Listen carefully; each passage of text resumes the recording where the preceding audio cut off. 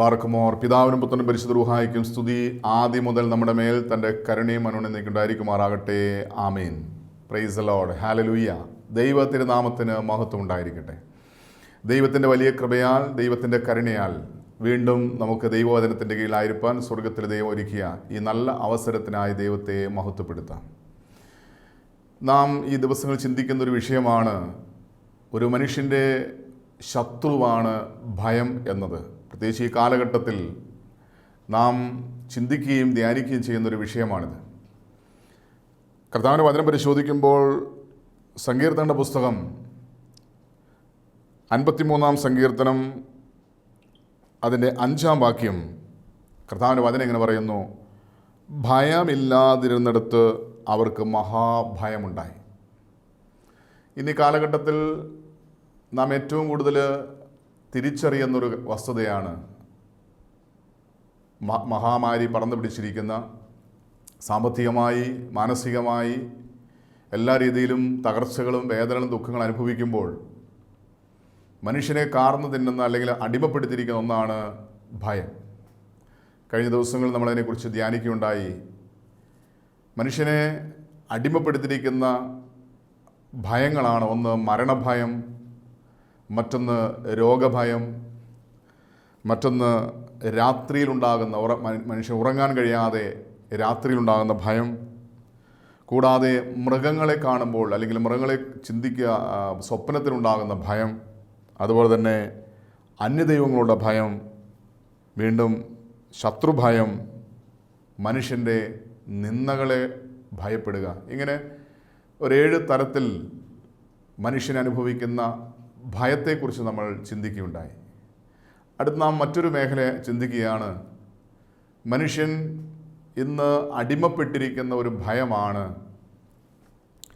ആഭിചാര പ്രവൃത്തികളെ ഭയപ്പെടുക. പ്രത്യേകിച്ച് ഇത് വിശ്വാസികളായിരിക്കുന്നവർ പോലും ഭയപ്പെടുന്നൊരു മേഖലയാണ് ആഭിചാര പ്രവൃത്തികളെ ഭയപ്പെടുക.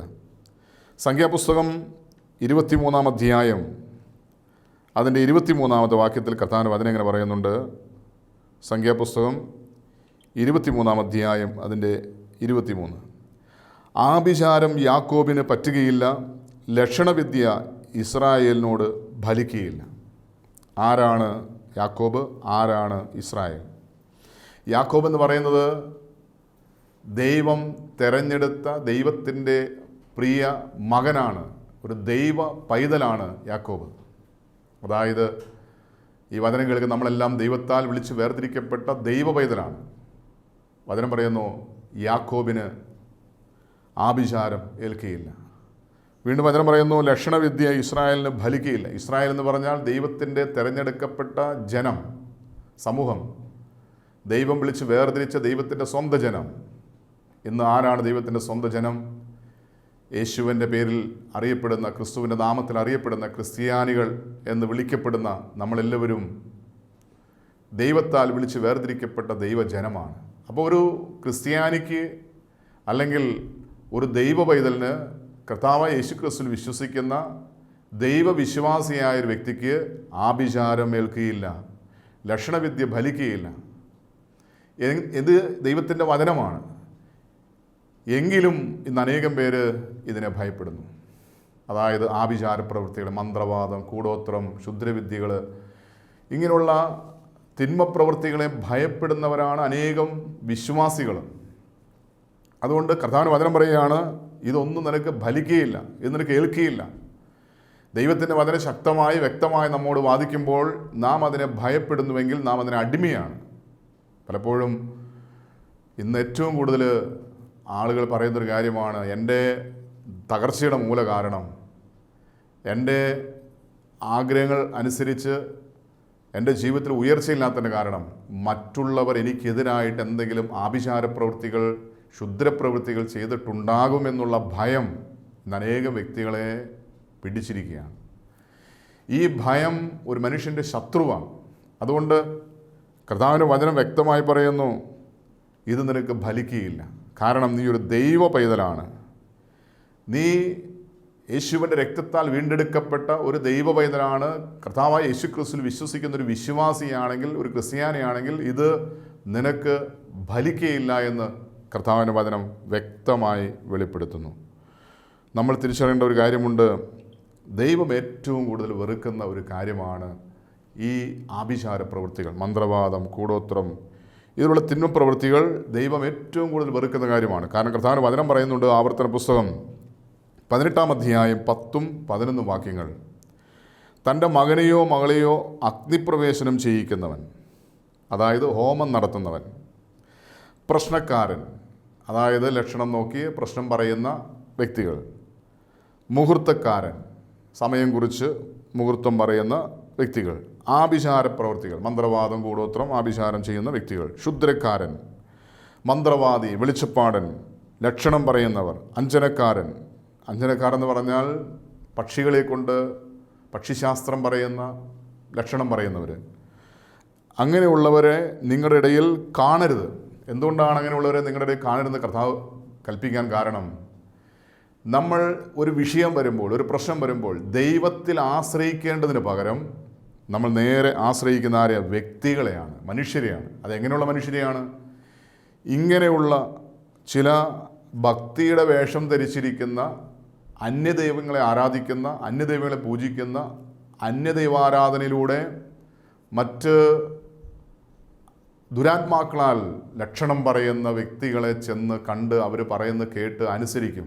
കാരണം നമ്മുടെ ജീവിതത്തിൽ അനർത്ഥങ്ങൾ വരുമ്പോൾ മനുഷ്യന് ഭയമാണ്, ജീവിതത്തിൽ ദുഃഖങ്ങൾ വരുമ്പോൾ ഭയമാണ്, ജീവിതത്തിൽ തകർച്ചകൾ വരുമ്പോൾ ഭയമാണ്. ഈ ഭയമാണ് അനേകം പേരെ ഇങ്ങനെയുള്ള വ്യക്തികളുടെ അരികിൽ എത്തിക്കുന്നത്. അപ്പോൾ ഈ അന്യദൈവാരാധനയ്ക്ക് അടിമപ്പെട്ട വ്യക്തികൾ പറയുന്ന വാക്കുകൾ കേട്ട് അത് അനുസരിക്കുമ്പോൾ പിന്നെ അവരുടെ ഉള്ളിൽ ഇനി ഞാൻ ചെയ്തതുപോലെ മറ്റുള്ളവർ എനിക്കെന്തെങ്കിലും ചെയ്തിട്ടുണ്ടാകുമോ എന്നുള്ള ഭയം അവരെ വേട്ടയാടാൻ തുടങ്ങും. പ്രത്യേകിച്ച് ഇങ്ങനെ അവർ പ്രവർത്തിക്കും പോകുന്നില്ലാത്തവർക്ക് പോലും ഈ ഭയം അവരെ വേട്ടയാടാം. പ്രത്യേകിച്ച് ഇങ്ങനെയുള്ള ക്ഷുദ്രപ്രവൃത്തികൾ ചെയ്യുന്നവർക്കാണ് ഏറ്റവും കൂടുതൽ ഭയം. ഞാൻ ഈ ചെയ്തതുപോലെ മറ്റുള്ളവർ എനിക്ക് ചെയ്തിട്ടുണ്ടോ എന്നുള്ള ഒരു ഭയം അവരുടെ ഉള്ളിൽ ഉണ്ടാകാം. ഇങ്ങനെയുള്ളവർ, ഇങ്ങനെ ചെയ്തിട്ടുള്ളവർ, അതായത് മന്ത്രവാദം, കൂടോത്രം, ആഭിചാര പ്രവൃത്തികൾ, ക്ഷുദ്രപ്രവൃത്തികൾ ചെയ്തിട്ടുള്ളവർ എന്തെങ്കിലും പ്രശ്നമുള്ളവരെ കാണുമ്പോൾ അവരോട് പറയും, നിങ്ങളുടെ പ്രശ്നത്തിന് കാരണം ഇങ്ങനെയുള്ള ആരെങ്കിലും എന്തെങ്കിലും ചെയ്തായിരിക്കും. ഇത് പറയുന്നത് ആരായിരിക്കും? ഇങ്ങനെയുള്ള വ്യക്തികളെ ചെന്ന് കണ്ട് അവർ പറയുന്നത് കേട്ട് അനുസരിക്കുക, അങ്ങനെ വിശ്വസിക്കുന്നവരായിരിക്കും ഇതിനെക്കുറിച്ച് പറയുന്നത്. അപ്പോൾ നമ്മുടെ മുന്നിൽ ആരെങ്കിലും നിനക്ക് നിൻ്റെ ദോഷത്തിൻ്റെ കാരണം ഇന്ന ആളായിരിക്കും അല്ലെങ്കിൽ ഇന്ന വ്യക്തിയായിരിക്കും എന്ന് ആരെങ്കിലും പറയുന്നുണ്ടെങ്കിൽ ആ വ്യക്തികളെല്ലാം ഈ മന്ത്രവാദത്തിനും കൂടോത്വത്തിനും ആഭിചാരത്തിനും എല്ലാം അടിമയായിരിക്കുന്നവരായിരിക്കും. അപ്പം അങ്ങനെയുള്ളൊരു വാക്ക് നിങ്ങൾ കേൾക്കരുത്, അവർ പറയുന്നത് നിങ്ങൾ വിശ്വസിക്കരുത്. കാരണം ദൈവം ഏറ്റവും കൂടുതൽ വെറുക്കുന്ന ഒരു പാപമാണ് മന്ത്രവാദവും കൂടോത്രവും ആഭിചാരവും ക്ഷുദ്രപ്രവൃത്തികളും. കർത്താവിൻ്റെ വചനം പരിശോധിക്കുമ്പോൾ ലേവ്യ പുസ്തകം 20-ാം അധ്യായം 27-ാം വാക്യത്തിൽ കർത്താവിൻ്റെ വചനം പറയുന്നു, വെളിച്ചപ്പാടോ മന്ത്രവാദമോ ഉള്ള പുരുഷനാകട്ടെ സ്ത്രീയാകട്ടെ മരണശിക്ഷ അനുഭവിക്കണം, അവരെ കല്ലെറിഞ്ഞു കൊല്ലണം, അവരുടെ രക്തം അവരുടെ മേൽ ഇരിക്കും.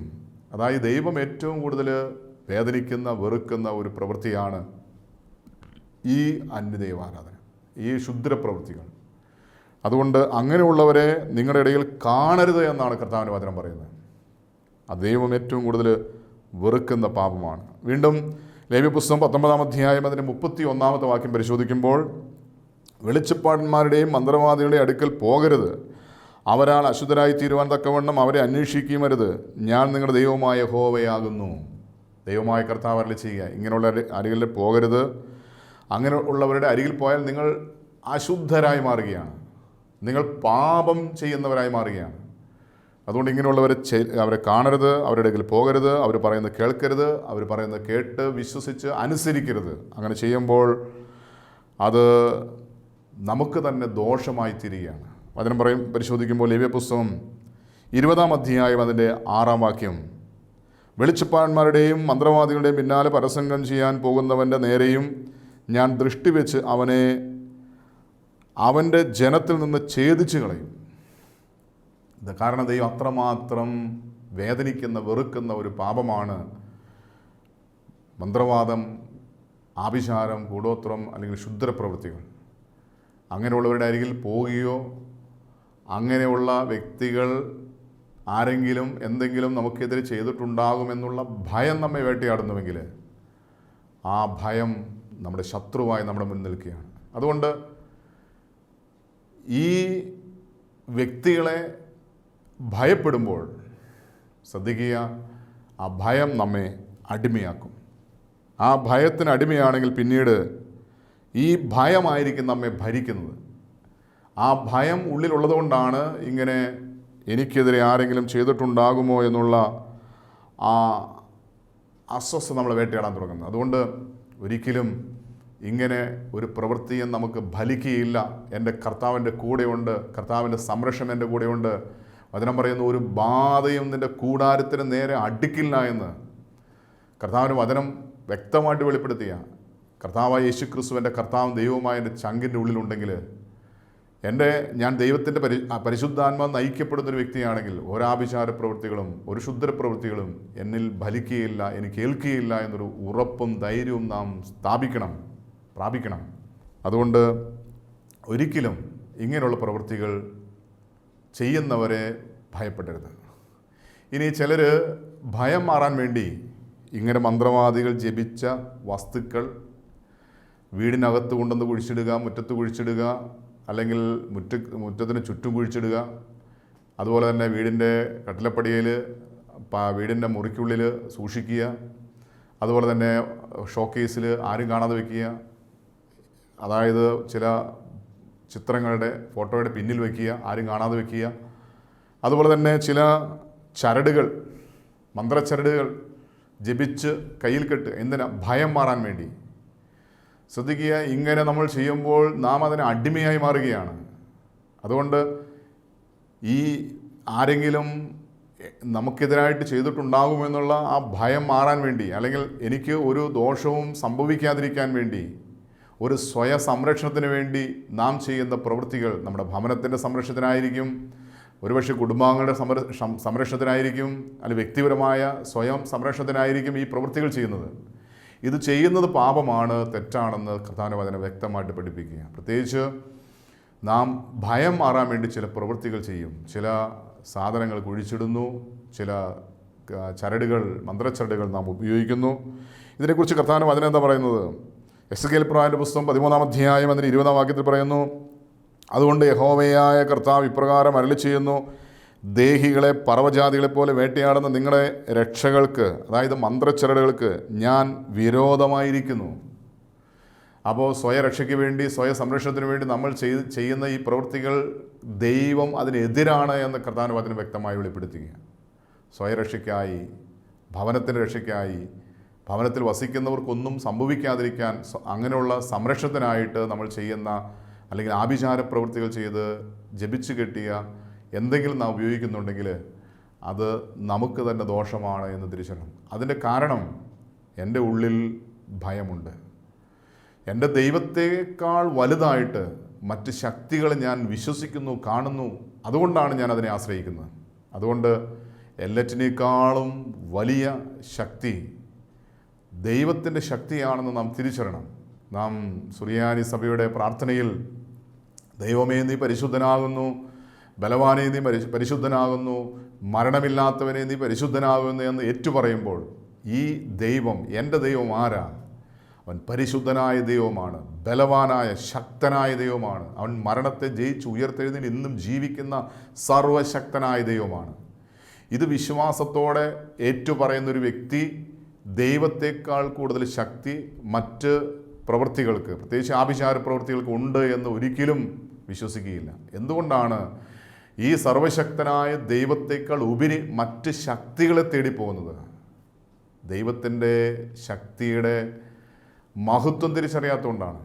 അതുകൊണ്ട് നാം പ്രാർത്ഥിക്കുന്ന പ്രാർത്ഥനകളിൽ പരിശുദ്ധനായ ദൈവം, ബലവാനായ സർവശക്തനായ ദൈവം, അവൻ മരണത്തെ ജയിച്ച് ഉയർത്തെഴുന്നേറ്റ് ഇന്നും ജീവിക്കുന്ന സർവശക്തനായ ദൈവമാണ്. ആ ദൈവത്തിന് അസാധ്യമായിട്ടൊന്നുമില്ല. ആ ദൈവം എൻ്റെ ഉള്ളിലുണ്ട്, എൻ്റെ കൂടെയുണ്ട്, എൻ്റെ മുന്നിലും പിറകിലും ഇടത്തും വലത്തുമുണ്ട്. അവൻ എൻ്റെ ഭവനത്തിലുണ്ട്, എൻ്റെ പുരയിടത്തിന് ചുറ്റും അവനുണ്ട്.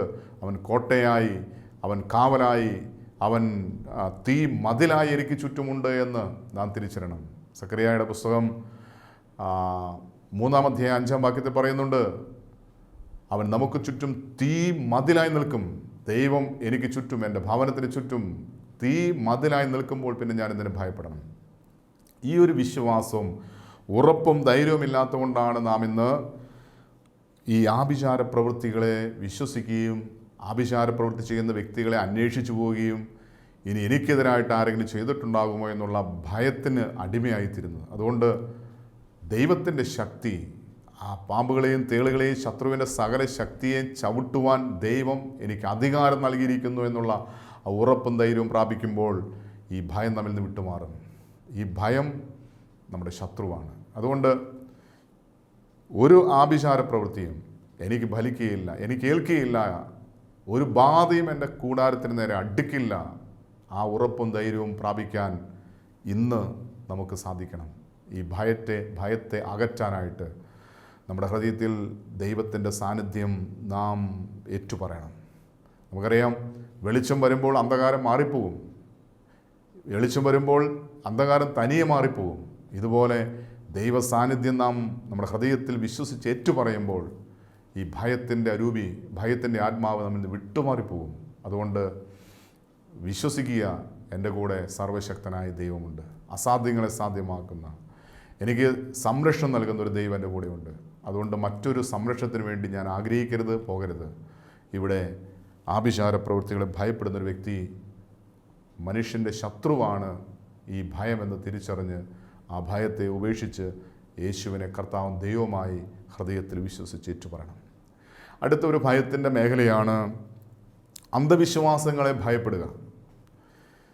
വിശ്വാസത്തിൽ നിന്ന് ഉത്ഭവിക്കാത്തതെന്തും പാപമാണ് എന്ന് കർത്താവിൻ്റെ വചനം വ്യക്തമായി വെളിപ്പെടുത്തുന്നുണ്ട്. കർത്താവിൻ്റെ വചനം പരിശോധിക്കുമ്പോൾ അവിടെ ദൈവത്തിൻ്റെ പരിശുദ്ധാത്മാവ് വ്യക്തമായി വെളിപ്പെടുത്തുന്നുണ്ട്, അന്ധവിശ്വാസം അത് പാപമാണ്. ഇന്ന് അനേകം പേര് അന്ധവിശ്വാസം മൂലം ഭയപ്പെടുന്നവരാണ്. ചില അന്ധവിശ്വാസങ്ങൾ പറയുമ്പോൾ തന്നെ നമുക്ക് മനസ്സിലാകും എന്തുകൊണ്ടാണ് ഇതിൽ വിശ്വസിക്കുന്നത്. ഭയമുള്ളത് കൊണ്ടാണ്. ചില വീടുകളുടെ ഉള്ളിൽ സംരക്ഷണം കിട്ടാൻ വേണ്ടി വീടിന് പുറത്തും അകത്തുമൊക്കെ ചില വസ്തുക്കൾ സൂക്ഷിക്കുന്നത്. ഒരു ഭവനം പണിയുമ്പോൾ ഭവനത്തിന് ഒരു നോക്കൂത്തി പോലെ, ഒരു ആൾ രൂപം പോലെയൊക്കെ മനുഷ്യൻ വയ്ക്കുന്നതിൻ്റെ കാരണം കണ്ണ് കിട്ടാതിരിക്കാൻ വേണ്ടി എന്ന് പറയും, അല്ലെങ്കിൽ സംരക്ഷണം കിട്ടാൻ വേണ്ടി എന്ന് പറയും. അപ്പോൾ മനുഷ്യൻ്റെ ആശ്രയം എവിടെയാണ്? ഒരു ജീവനില്ലാത്തൊരു നോക്കൂത്തിയിൽ, അല്ലെങ്കിൽ ജീവനില്ലാത്തൊരു വസ്തുക്കളെയാണ് സംരക്ഷണത്തിന് വേണ്ടി മനുഷ്യൻ ആശ്രയിക്കുന്നത്. ഇവിടെ ഇതുപോലെ കണ്ണു കിട്ടാതിരിക്കാൻ വേണ്ടി ചെയ്യുന്ന, സംരക്ഷണത്തിന് വേണ്ടി ചെയ്യുന്ന പ്രവൃത്തികൾ അന്ധവിശ്വാസം ആണ്. അത് ഭയം മൂലമാണ്. അതുപോലെ തന്നെ ഭയം മൂലമുണ്ടാകുന്ന ചില അന്ധവിശ്വാസമാണ് ഈ പൂച്ച വട്ടം ചാടുമ്പോൾ അതിന് ഭയമാണ്. പല്ല് ചിലയ്ക്കുമ്പോൾ അത് ഭയമാണ്. വലതുകാല് വെച്ച് കയറുന്നത് ഇടതുകാല് വെച്ച് കയറിയാൽ എന്തെങ്കിലും കുഴപ്പമുണ്ടാകുമോ എന്നുള്ള ഭയമാണ് വലതുകാല് വെച്ച് കയറുന്നത്. അല്ലെങ്കിൽ 3 പേർ കൂടി പോകുന്നത് നല്ലതല്ല എന്ന് ചിന്തിക്കുന്നത്, കാരണം പോകുമ്പോൾ എന്തെങ്കിലും തടസ്സമുണ്ടായെങ്കിലോ എന്നുള്ള ഭയം. അപ്പോൾ ഈ അന്ധവിശ്വാസങ്ങൾ ഭയത്തിൽ നിന്നുടലെടുക്കുന്നതാണ്. അല്ലെങ്കിൽ ഈ അന്ധവിശ്വാസത്തിലൂടെ നമുക്ക് ആ മേഖലയിൽ ഭയമുണ്ട് എന്ന് തിരിച്ചറിയാൻ സാധിക്കും. അതുപോലെ തന്നെ പിറകിൽ നിന്ന് വിളിക്കുന്നത് ശരിയല്ല എന്നൊരാൾക്ക് തോന്നിയാൽ പിന്നെ അത് ഭയമാണ്. ആരെങ്കിലും വിളിച്ചാൽ അത് ഭയമാണ്. രാത്രിയിൽ യാത്രയില്ല എന്നൊരു പഴഞ്ചൊല്ലുണ്ട്, അല്ലെങ്കിൽ ഒരു അന്ധവിശ്വാസമുണ്ട്. അതുകൊണ്ട് രാത്രി യാത്ര പുറപ്പെടുമ്പോൾ ഞാൻ പോവുകയാണെന്ന് അല്ലെങ്കിൽ ഇറങ്ങുകയാണെന്ന് യാത്ര പറയില്ല. കാരണം ഉള്ളിൽ ഭയമാണ്, ഞാൻ പോകുന്ന വഴിക്ക് എന്തെങ്കിലും സംഭവിച്ചാലോ എന്നുള്ള ഭയം. അതുപോലെ തന്നെ ഈ അടിക്കുന്ന ചൂല് കാണുമ്പോൾ അത് ശരിയല്ല എന്നൊരു തോന്നൽ, അത് ലക്ഷണം നല്ലതല്ല എന്ന് ഉള്ളിലുണ്ടെങ്കിൽ അതിന് ഭയമാണ്. അന്ധവിശ്വാസം ഭയത്തിന് കാരണമായിത്തീരുന്നു. അതുപോലെ തന്നെ ഈ ചില കിളികൾ ചിലയ്ക്കുമ്പോൾ, പ്രത്യേകിച്ച് ഈ പുല്ല് ചിലയ്ക്കുക എന്ന് പറഞ്ഞൊരു പക്ഷി ചിലയ്ക്കുമ്പോൾ ചില കുഞ്ഞുങ്ങൾക്ക് രോഗം വരുമെന്നുള്ള ഭയം പല അമ്മമാരുടെ ഉള്ളിലുണ്ട്. ഇങ്ങനെയുള്ള സൗണ്ട് കേൾക്കുമ്പോൾ ഭയമാണ്. കുഞ്ഞുങ്ങളെ വേഗം ആ സൗണ്ട് കേൾക്കാതിരിക്കാൻ വേണ്ടി ചെവി പൊത്തിപ്പിടിക്കും. അതുപോലെ തന്നെ പട്ടി ഓലിയിട്ടാൽ കാലൻ വരുന്നുണ്ട് അല്ലെങ്കിൽ മരണം വരുന്നുണ്ടെന്നൊക്കെ പറഞ്ഞ് പ്രചരിപ്പിക്കുമ്പോൾ ഇതെല്ലാം അന്ധവിശ്വാസമാണ്. ഈ അന്ധവിശ്വാസം ഉണ്ടാകാൻ കാരണം അത് ഭയത്തിൽ നിന്നുണ്ടാകാൻ അന്ധവിശ്വാസങ്ങളാണ്. പല അന്ധവിശ്വാസങ്ങളും നമ്മെ ഭയം ഉള്ളിൽ ജനിപ്പിക്കുന്നതാണ്. അപ്പോൾ അന്ധവിശ്വാസങ്ങളെ മൂലം ഭയപ്പെടുന്ന വ്യക്തികൾ ആ ഭയത്തിന് അടിമയാണ്. വിശ്വാസം ദൈവത്തിലല്ല എന്നുള്ളതാണ് പല അന്ധവിശ്വാസങ്ങളുടെ മൂല കാരണം. എൻ്റെ വിശ്വാസം ദൈവത്തിൽ മാത്രമാണെങ്കിൽ, കർത്താവായ യേശുക്രിസ്തുവിൽ വിശ്വസിക്കുന്നു എന്ന് നമ്മൾ എല്ലാ വിശ്വാസ പ്രമാണത്തിലും ഏറ്റുപറയുന്നുണ്ട്. പിതാവായ ദൈവത്തിൽ, പുത്രനായ ദൈവത്തിൽ, പരിശുദ്ധാത്മാവ് ത്രിയേക ദൈവത്തിൽ വിശ്വസിക്കുന്നു എന്ന എല്ലാ വിശ്വാസ പ്രമാണം നമ്മൾ ഏറ്റുപറയുന്നുണ്ട്. പക്ഷെ നമ്മളിന്ന് ഏറ്റവും കൂടുതൽ ദൈവത്തിൽ വിശ്വസിക്കുന്നതിനേക്കാൾ ഉപരിയായി ചില അന്ധവിശ്വാസങ്ങൾക്ക് അടിമയാണ്. അതുകൊണ്ട് ആ ഭയം നമ്മെ വേട്ടയാടിക്കൊണ്ടിരിക്കുക. അന്ധവിശ്വാസം ഉണ്ടോ ഇല്ലയോ എന്ന് സ്വയം ഒന്ന് പരിശോധിക്കുക. അന്ധവിശ്വാസമുള്ള ഒരു വ്യക്തി ഭയത്തിനടിമയാണ്. ഇനി അന്ധവിശ്വാസം, എനിക്കൊരു അന്ധവിശ്വാസം ഇല്ല എന്നൊരാൾ ഉറപ്പിച്ച് പറയുകയാണെങ്കിൽ ആ വ്യക്തിയുടെ ഉള്ളിൽ യേശുക്രിസ്തു സജീവമാണ്, ജീവിക്കുന്ന ദൈവമാണ് എന്ന് പറയാൻ സാധിക്കും. നമ്മൾ സ്വയം ഒന്ന് പരിശോധിക്കണം. എൻ്റെ ഉള്ളിൽ ജീവിക്കുന്ന ദൈവം കർത്താവായ യേശുക്രിസ്തു ഉണ്ട്. അതുകൊണ്ട് എനിക്കൊരു അന്ധവിശ്വാസവുമില്ല, എനിക്ക് ഒരു അന്ധവിശ്വാസം ഞാൻ ഭയപ്പെടുന്നില്ല, അല്ലെങ്കിൽ അന്ധവിശ്വാസം മൂലം എന്നിലൊരു ഭയവുമില്ല എന്ന് നമുക്ക് ഉറപ്പിച്ച് പറയാൻ സാധിക്കുമോ? ഇന്ന് ഈ വചനം കേൾക്കുമ്പോൾ നമ്മെ ഭയപ്പെടുത്തുന്ന നമ്മുടെ ശത്രുവാണ് ഇങ്ങനെയുള്ള ആഭിചാര പ്രവൃത്തികളെ ഭയപ്പെടുക, അന്ധവിശ്വാസങ്ങളെ ഭയപ്പെടുക എന്നുള്ളത്. അതുകൊണ്ട് ഈ ഭയത്തിൽ നിന്ന് നാം വിടുതൽ പ്രാപിക്കുവാൻ യേശുവിൻ്റെ ഹൃദയത്തിലുണ്ട്, യേശുവിൻ്റെ കർത്താവ് എൻ്റെ കൂടെയുണ്ട് എന്നുള്ള ഉറപ്പും ധൈര്യവും പ്രാപിക്കുക എന്നുള്ളതാണ്. അതുകൊണ്ട് കർത്താവിൻ്റെ കരങ്ങളിലേക്ക് നാം നമ്മെ തന്നെ ഏൽപ്പിക്കുമ്പോൾ ഭയത്തിൻ്റെ ആത്മാവിനെ അല്ല, ഭീരുത്വത്തിൻ്റെ ആത്മാവിനെ അല്ല, സുബോധത്തോടെ വിശ്വാസത്തിൻ്റെ തികവിൽ നാം ഏറ്റുപറയണം, എൻ്റെ കൂടെ എൻ്റെ ദൈവമുണ്ട്, ജീവിക്കുന്ന ദൈവം കർത്താവായ യേശുക്രിസ്തു എൻ്റെ ഉള്ളിലുണ്ട്, ദൈവത്തിൻ്റെ പരിശുദ്ധാത്മാവ് എൻ്റെ ഉള്ളിലുണ്ട്. നീടത്തോട്ടോ വലത്തോട്ടോ തിരിയുമ്പോൾ ഇതാണ് വഴി, ഇതിൽ പോകുക എന്നൊരു സ്വരം കേൾക്കുമെന്നുള്ള ദൈവവചനം അനുസരിച്ച് ദൈവാത്മാവിൻ്റെ സ്വരം കേട്ട് അനുസരിക്കുവാൻ തക്കവണ്ണം ദൈവാത്മാൽ നയിക്കപ്പെടുന്നൊരു വ്യക്തിയായി തീരുവാൻ നമുക്ക് നമ്മെ സമർപ്പിക്കാം. 2 തിമോത്തിയോസ് 1:7 കർത്താവിൻ്റെ വചനം പറയുന്നു, ഭീരുത്വത്തിൻ്റെ ആത്മാവിനെയല്ല, ശക്തിയുടെയും സ്നേഹത്തിൻ്റെയും സുബോധത്തിൻ്റെയും ആത്മാവിനെ അത്രേ ദൈവം നമുക്ക് തന്നത്. ഇന്ന് നമ്മുടെ ഉള്ളിൽ ഏത് ആത്മാവാണെന്ന് സ്വയം ഒന്ന് പരിശോധിക്കണം. ഭീരുത്വത്തിൻ്റെ ആത്മാവാണോ അതോ ദൈവത്തിൻ്റെ ആത്മാവാണോ? ശക്തിയുടെയും സ്നേഹത്തിൻ്റെയും സുബോധത്തിൻ്റെയും ആത്മാവത്രേ ദൈവം നമുക്ക് തന്നത്. ഈ പരിശുദ്ധാത്മാവിനാൽ നയിക്കപ്പെടുന്നൊരു ജീവിതമായി തീരുവാൻ, യേശുക്രിസ്തു ഭരണം നടത്തുന്ന ഒരു ജീവിതമായി തീരുവാൻ നാം നമ്മെ സമർപ്പിക്കുമ്പോൾ ഈ ഭയമെല്ലാം നമ്മിൽ നിന്ന് വിട്ടുപോകും.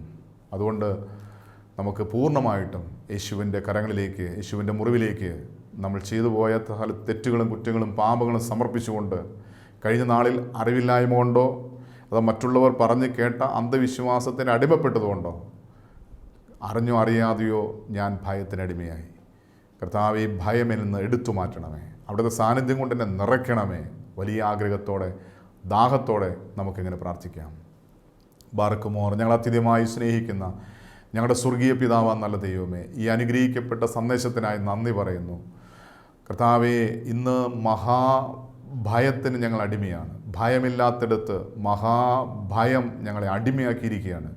അതിൻ്റെ ചില കാരണങ്ങൾ കർത്താവ് ഇന്ന് ഞങ്ങൾക്ക് വെളിപ്പെടുത്തുന്നു. കർത്താവ്, ഇന്ന് ഞങ്ങൾ കണ്ട 2 കാരണങ്ങൾ. ഒന്ന്, കർത്താവെ, ഞങ്ങൾ പലപ്പോഴും ആഭിചാര പ്രവൃത്തികളെ ഭയപ്പെട്ട്, അങ്ങനെ ചെയ്യുന്നവരെ, പ്രവർത്തിക്കുന്നവരെ ഭയപ്പെട്ട് ജീവിച്ചു വന്നതാണ്. അതുപോലെ തന്നെ അന്ധവിശ്വാസങ്ങൾക്ക് ഞാൻ പലപ്പോഴും അടിമയായിട്ടുണ്ട്. കർത്താവെ, കരുണയായിരിക്കണമേ എന്ന് ഞങ്ങൾ നിന്നോട് പ്രാർത്ഥിക്കുകയാണ്. ഈ വചനം കേൾക്കുന്ന, ഈ ഭയത്തിൻ്റെ അടിമനോകത്തിനായിരിക്കുന്ന എല്ലാവർക്കും അവിടുന്ന് കർത്താവെ നിൻ്റെ രക്തത്താലുള്ള വിശുദ്ധീകരണം നൽകണം. എല്ലാ ഭയത്തിൻ്റെ മുറിവുകളെ അവിടുന്ന് യേശുവെ നിൻ്റെ പരിശുദ്ധമായ രക്തത്താൽ കഴുകണം. കർത്താവ്, അവിടുത്തെ പരിശുദ്ധാത്മാവിനെ അഭിഷേകം ചെയ്യണം, നിറയ്ക്കണം. കർത്താവെ, ഞങ്ങൾ ഇത്രയും നാളും ഭീരുത്വത്തിൻ്റെ ആത്മാവിന് അടിമയായിരുന്നു. എന്നാൽ കർത്താവെ, നിൻ്റെ പരിശുദ്ധാത്മാവിനാൽ ഞങ്ങളെ അഭിഷേകം ചെയ്യണമേ, നിറയ്ക്കണമേ. യേശുവിൻ്റെ നാമത്തിൽ ഞങ്ങൾ ഒരു മനസ്സോടെ പ്രാർത്ഥിക്കുകയാണ്. ഈ കാലഘട്ടത്തിൽ ഭയത്തിൻ്റെ അടിമനുഖത്തിലായിരിക്കുന്ന എല്ലാവർക്കും അവിടുന്ന് വിടുതൽ നൽകണം. കർത്താവിൻ്റെ സാന്നിധ്യം വ്യക്തിപരമായി തിരിച്ചറിയുവാൻ, രുചിച്ചറിയുവാൻ അവിടെ ഞങ്ങളെ സഹായിക്കുമാറാണെന്ന് പ്രാർത്ഥിക്കുന്നു. പരിശുദ്ധ അമ്മേ, ദൈവമാതാവേ, ഞങ്ങളോടൊപ്പം ഞങ്ങൾക്ക് വേണ്ടി പ്രാർത്ഥിക്കണമേ. സകല ശുദ്ധിമാന്മാരെ, ശുദ്ധിമതികളെ ഞങ്ങൾക്ക് വേണ്ടി പ്രാർത്ഥിക്കണമേ. പിതാവ്, എല്ലാ മഹത്വം അങ്ങേക്കെല്ലാം. ഞങ്ങൾക്ക് വേണ്ടി ക്രൂശിൽ മരിച്ച് മരണത്തെ ജയിച്ച് ഉയർത്തെഴുന്നേറ്റ് ഇന്നും ജീവിക്കുന്ന ഞങ്ങളുടെ കർത്താവ്, ഞങ്ങളുടെ ദൈവമായ യേശുക്രിസ്തുവിൻ്റെ അതിപരിശുദ്ധമായ നാമത്തിൽ ചോദിക്കുമ്പോൾ കൃപയോടെ കേൾക്കണം നല്ല പിതാവേ. ആമേൻ.